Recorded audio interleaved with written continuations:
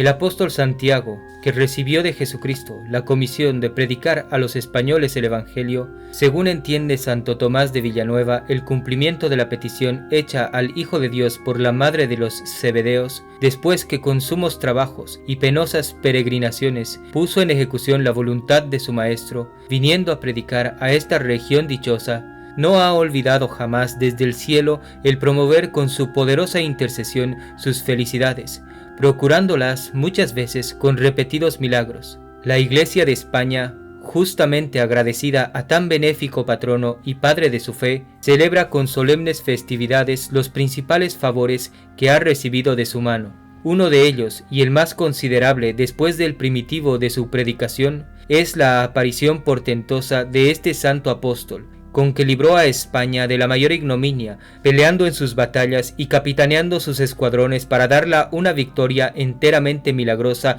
y fuera de sus esperanzas. La autoridad de nuestra Iglesia, que celebra esta festividad, y los multiplicados escritos de varones sabios que refieren esta aparición, hacen cesar las dudas que la curiosa erudición de algunos modernos ha esparcido sobre este hecho piadoso, que deducido de nuestros historiadores es como sigue.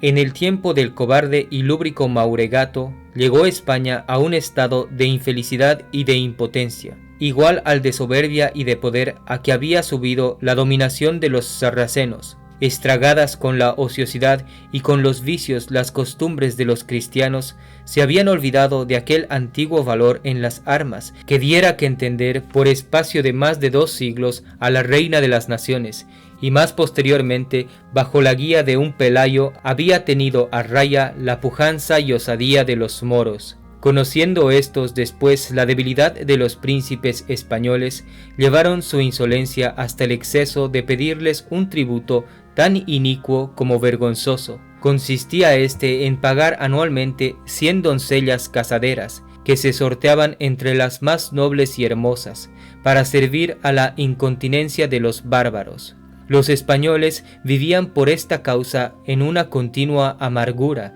criaban a sus hijas con cuidado y regalo, pero considerando al mismo tiempo que había de venir un día en que las apartasen de su seno, para ponerlas como inocentes corderos en las garras de lobos carniceros. Su corazón se llenaba de mortales angustias, el dolor, las lágrimas y suspiros de las piadosas madres al ver tan precioso fruto de sus entrañas prostituido a la bárbara carnalidad de los enemigos de Jesucristo, subían de todo punto, considerando por otra parte la cobardía y abatimiento en que estaba sumergida España.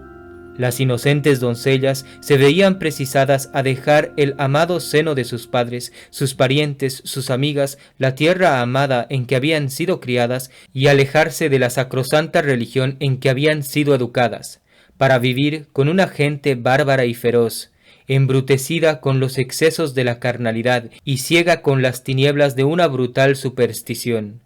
Ni las sentidas lágrimas que corrían por sus hermosos rostros, ni los gritos que enviaban al cielo levantando a él las manos e implorando su piedad, ni el arrancar sus cabellos, ni llenar el aire de lastimosos suspiros, eran parte para que se dejase de cumplir el inicuo pacto que las adjudicaba a los sarracenos por tributo.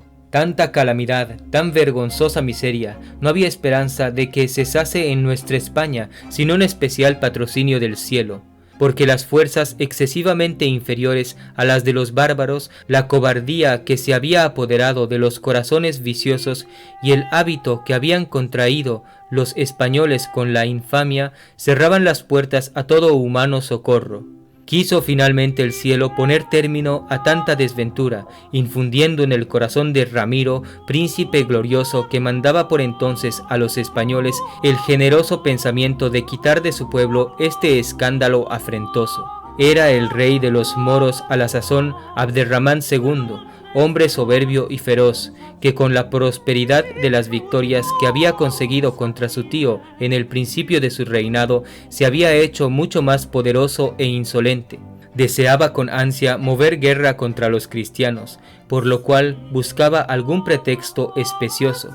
Había habido alguna interrupción en la paga del inicuo tributo, bien fuese por retardarlo los españoles o bien porque los moros detenidos en otras guerras no estaban en disposición de hacérselo pagar con las armas. Envió, pues, embajadores a Ramiro, exigiendo orgullosamente las 100 doncellas y acompañando esta exacción con terribles amenazas. Bien conoció el prudente rey que este era un medio de declararle la guerra, y como su poder era tan inferior, no dejó de turbarse y concebir algún temor, pero gobernando su corazón el honor y la piedad, y mucho más fortaleciéndole los influjos celestiales, determinó pasar primero por todos los contratiempos y reveses de la fortuna, que consentir en la ejecución de tan torpe infamia. Despidió a los embajadores con entereza y severidad, asegurándoles que solamente el derecho de gentes les podía libertar del justo castigo que merecía su torpe comisión. Luego que partieron los embajadores, Ramiro llamó a consejo a sus grandes para deliberar sobre los medios de la guerra, que ya miraban como declarada. El celo del honor y de la religión encendió los corazones de todos, de modo que la tuvieron por justa, y prometieron emplear en ella no solamente sus haciendas, sino su sangre y sus vidas. Establecido esto, hicieron levas en todo el reino para juntar un ejército respetable, forzando a alistarse y tomar las armas a todos aquellos que eran capaces de manejarlas, reservando prudentemente los brazos necesarios para el cultivo de los campos, de donde le había de venir la principal fuerza al ejército. Sabía muy bien el prudente príncipe que no consiste la fuerza de un ejército en lo numeroso, sino en lo bien disciplinado y bien mantenido. Por tanto, sus providencias se dirigían a precaver los desastres de la hambre aún más que los de la guerra. Habiéndose juntado un ejército lo más crecido que se pudo en aquellas circunstancias, salieron contra los moros, acompañando las banderas, los sacerdotes, obispos, grandes y próceres del reino, y toda persona respetable. Sin embargo, de que iban a pelear por una causa tan justa, como conocían el gran poder del enemigo, su orgullo y soberbia, iban sumamente recelosos de poder alcanzar la victoria. Encomendaron mucho a Dios la expedición, armáronse con la señal santa de la cruz, y para dar a entender al enemigo que estaba lejos de ellos el temor, rompieron por sus tierras haciendo correrías y talas, particularmente en La Rioja, que entonces pertenecía a los sarracenos. El rey de estos, Abderramén, no se descuidaba por su parte en reclutar gente de sus estados, proveerla de armas y caballos, y hacerla ejercitar en los movimientos de la guerra. Hizo además de esto que le viniesen gentes del África, gran cantidad de provisiones, y cuanto juzgó necesario para dejarse caer como un rayo sobre los cristianos, y hacerles pagar el infame tributo. Caminaron los dos ejércitos, buscándose uno a otro con deseos de encontrarse, y con los recelos que produce el saber que las contingencias de la guerra son varias y la fortuna caprichosa. Cerca de Albelda, fortaleza respetable en aquel tiempo y conocida después por el monasterio de San Martín que edificó en aquel pueblo don Sancho, rey de Navarra, llegaron a avistarse los dos campos de cristianos y de moros. La priesa con que se había juntado nuestro ejército no permitía que sus soldados fuesen muy diestros en el arte de pelear. Por el contrario, los enemigos traían soldados veteranos, enseñados con la experiencia y ejercicio, lo cual, junto con la superioridad del número, les daba mucha ventaja. Sin embargo, dióse la batalla con encarnizamiento y con el mayor ardimiento en las comarcas de Albelda, batalla de las más sangrientas y memorables que se dieron en aquel tiempo. Peleaban por una y otra parte los soldados como rabiosos leones. Nuestros capitanes acudían a todas partes encendiendo y animando a nuestros soldados más poderosamente con el ejemplo que con las palabras. Pero la victoria permanecía indecisa. Ya llegaba la noche sin desistir de la pelea y la matanza. Pero como los soldados de los moros eran tantos en número y se sucedían unos a otros, entraban de refresco en la pelea y llegaron a debilitar nuestro ejército, de manera que solamente el cerrar la noche con grande oscuridad pudo quitar a los moros una completa victoria. Esta noche fue el remedio de los cristianos, así como acontece que de pequeñas casualidades suele muchas veces tomar ocasión la fortuna para manifestar maravillosos acaecimientos en la guerra. El rey Ramiro, viendo a sus gentes sumamente destrozadas y desfallecidas por el trabajo y el cansancio del día, se retiró a un monte cercano, en donde se atrincheró lo mejor que pudo para guardarse de cualquier insulto del enemigo. Esta acción, aunque no dejó de ser de soldado prudente y experimentado, era indicio de que se reconocía algún tanto por vencido. En aquella noche hizo curar a los heridos, y aunque los sucesos del día les había hecho perder toda esperanza de felicidad, dirigían todos a Dios sus votos con gran copia de lágrimas, esperando en su divina misericordia que no permitiera que el pueblo cristiano fuese presa de sus enemigos.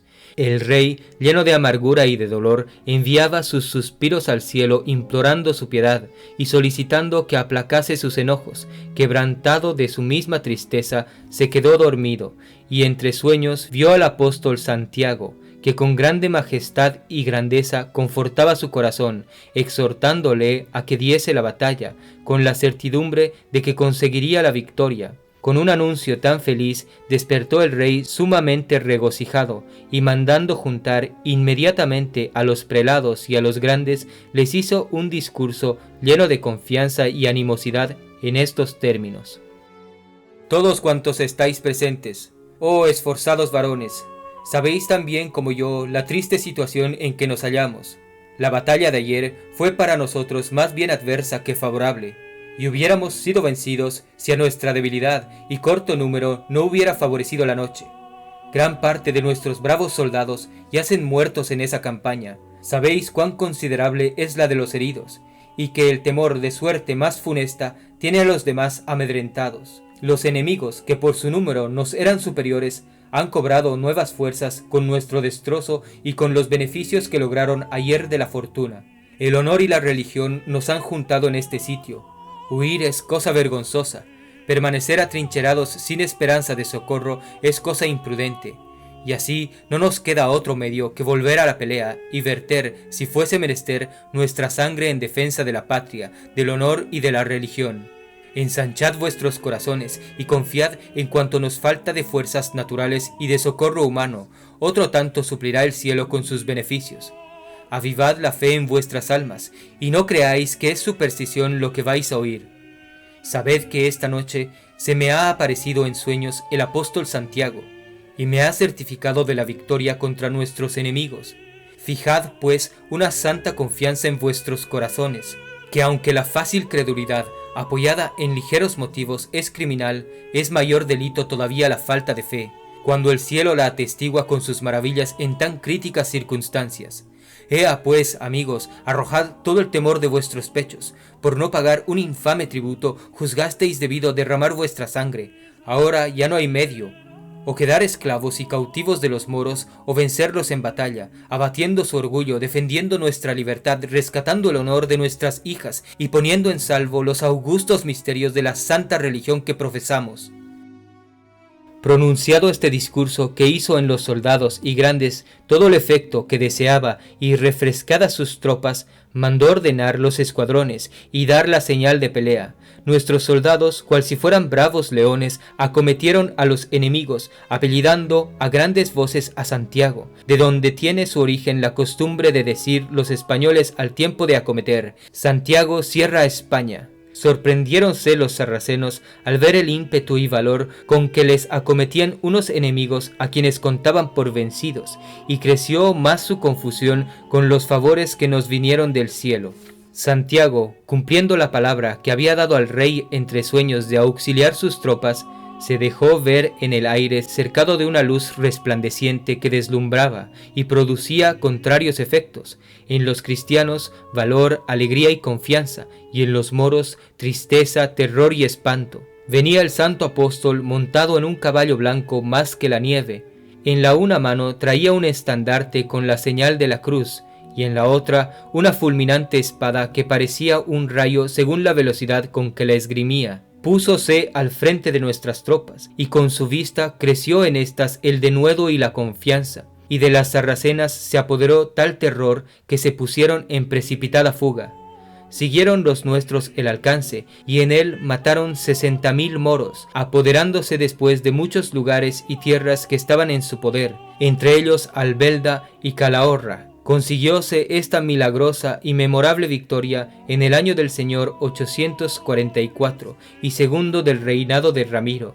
Dieron gracias a Dios por una acción tan gloriosa que quitó de España un tributo tan infame y abatió por entonces el orgullo del más poderoso rey de los sarracenos. Dícese que en agradecimiento de este grande beneficio hizo el rey, juntamente con los grandes y prelados, un solemne voto al apóstol Santiago, obligando a todas las provincias de España a pagar anualmente a su iglesia cierta cantidad de trigo, el cual voto aparece después confirmado con bulas pontificias, y fue pagado por algunas provincias. Con los despojos de esta victoria, que fueron riquísimos, hizo Ramiro construir cerca de Oviedo una iglesia magnífica, dedicándola a la Madre de Dios, y otra no lejos de allí con la advocación de San Miguel.